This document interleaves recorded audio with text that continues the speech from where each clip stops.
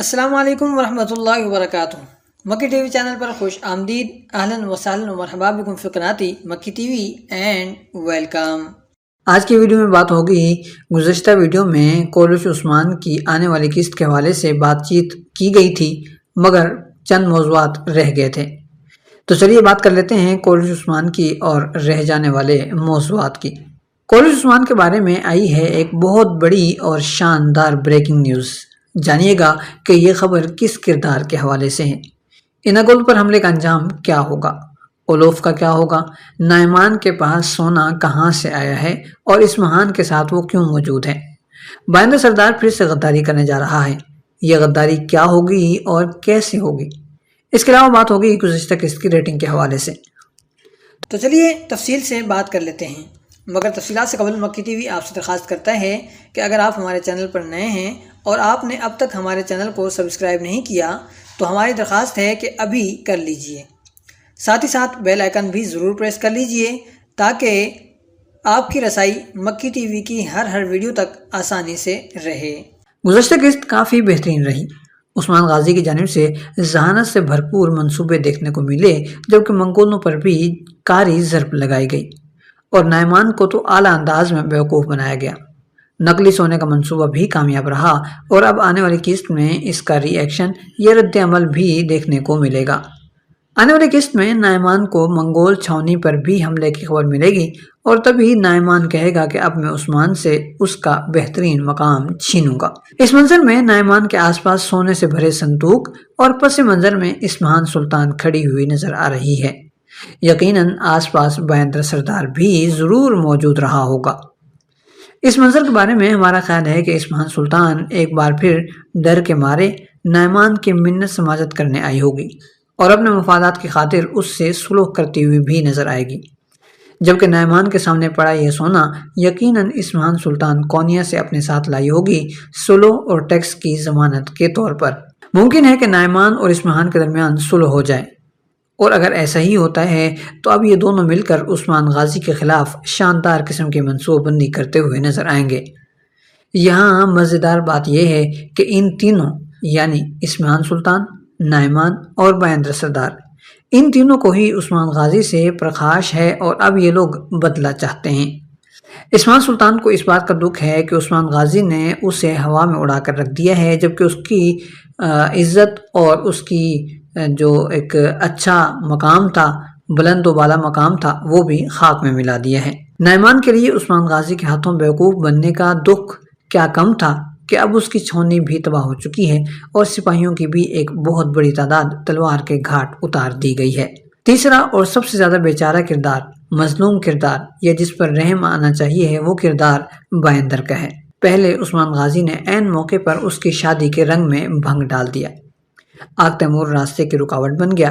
مرمرہ Jack قلعہ ملنے کی امید تھی مگر وہ بھی اوکتم کو مل گیا، اور اوکتم نے بائندر کی جانب سے ہر قسم کی لالچ اور سفارش پیش کیے جانے کے باوجود اسے واضح طور پر اپنی بیٹی کا رشتہ دینے سے انکار کر دیا، اور اب وہ لوگ ان سب چیزوں کا بدلہ لینا چاہتے ہیں۔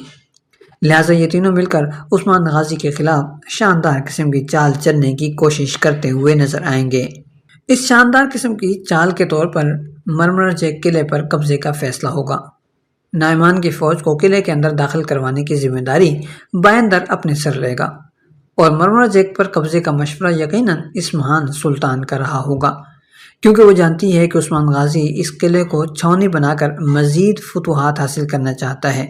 اس وجہ سے یہ مقام یا یہ قلعہ بہت ہی اہم ہے، بہت ہی اہم اور شاندار قسم کا مقام ہے جس پر قبضہ کیا جانا چاہیے، لہٰذا اب یہ لوگ اس پر قبضہ کرنے کی کوشش کریں گے۔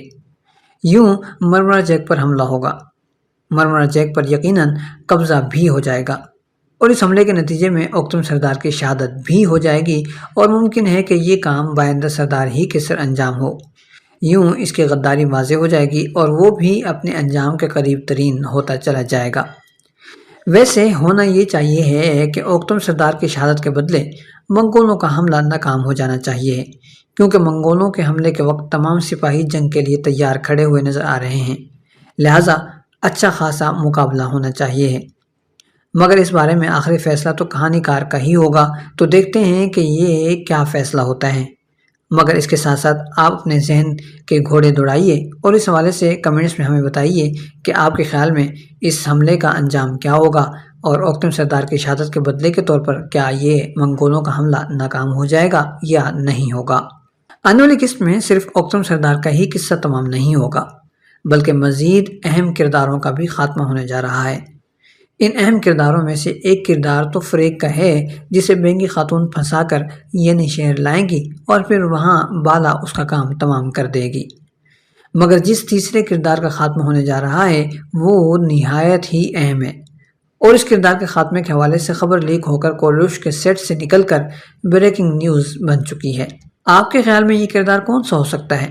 سوچئے، جی ایک بار پھر سوچئے، اور اب ویڈیو روکیے اور ذہن میں جو نام آپ کے آیا ہے پہلے وہ نام کمنٹس میں لکھ دیجئے، تاکہ ہمیں پتہ چلے کہ آپ کا یہ نام درست تھا یا غلط تھا، اور آپ کو بھی پتہ چل جائے گا کس میں کہ آپ کا یہ خیال درست تھا یا نہیں تھا۔ ساتھ ہی ساتھ یہ نام آپ کے ذہن میں کیوں آیا ہے یہ وجہ بھی ضرور لکھیے گا، اور اس وجہ کو اپنے ذہن میں بھی یاد رکھیے گا، تاکہ جب قسط میں آپ دیکھیں تو آپ کو پتہ چلے کہ آپ کا اندازہ درست تھا یا نہیں تھا۔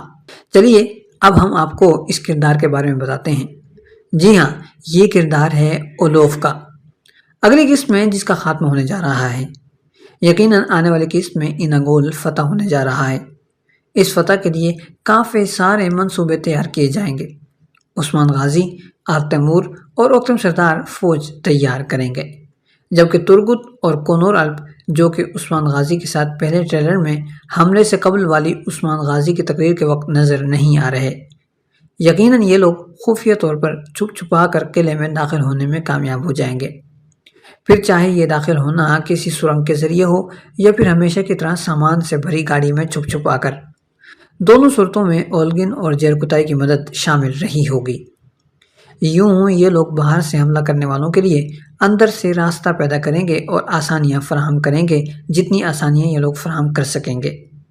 چونکہ اناگول چھیننے والا اولوف تھا اور یہ ناقابل معافی جرم ہے، لہٰذا ایسے جرم پر عبرتناک سزا تو بنتی ہی ہے، تاکہ دوبارہ کبھی کوئی ایسی حرکت کرنے کی جرت نہ کر سکے۔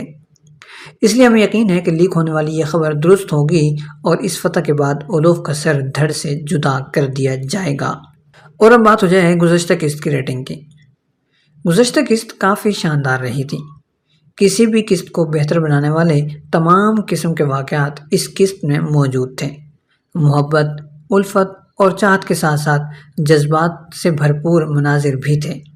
اس کے علاوہ ذہانت سے بھرپور واقعات بھی موجود رہے، جبکہ شاندار قسم کا ایکشن تو دیکھنے کو ملا ہی۔